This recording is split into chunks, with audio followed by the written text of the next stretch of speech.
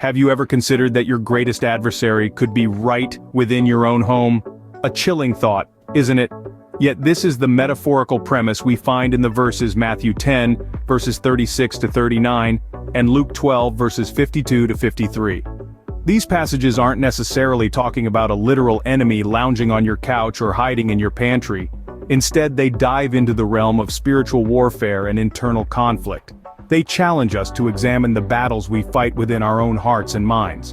They compel us to face the foes that dwell within our very souls. This enemy in your home might be a destructive habit, a toxic mindset, or a spiritual struggle. It's an unseen adversary that we must confront and conquer. As we delve into these verses, we will uncover the profound wisdom they carry about our personal and spiritual lives. In the book of Matthew, chapter 10, verses 36 to 39, we find Jesus speaking to his disciples about the cost of discipleship. Now let's unpack these verses. Jesus isn't advocating for strife within families. Quite the contrary. He's painting a picture, a stark reality that following him might cause division due to differing beliefs. The enemies Jesus refers to in these verses might not be external forces or distant adversaries. Shockingly, they might be those closest to us, our kin, our dear ones, who do not share our faith.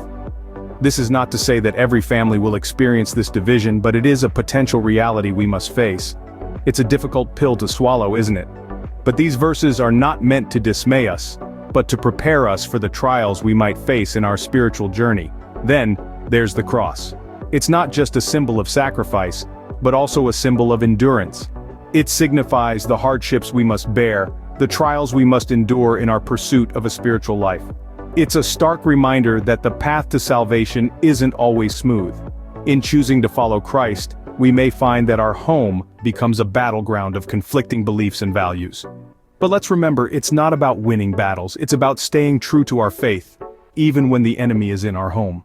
Turning to the book of Luke, chapter 12, verses 52 to 53, we find a similar message.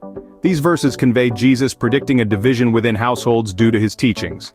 The enemy in the home is not a physical intruder, but the tension and conflict that arises from differing spiritual paths within a family. In this context, Jesus' words serve as a prophecy of the discord that his teachings might stir within a household. Division, it seems, is a likely outcome when members of the same family choose different paths to their spiritual enlightenment. Yet this division is not necessarily a negative outcome. It might be seen as a necessary process in the pursuit of spiritual growth and understanding.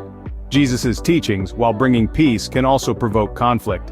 This conflict, though painful, may be a part of the journey towards spiritual growth. The path to spiritual growth can sometimes lead us into conflict with those we love most.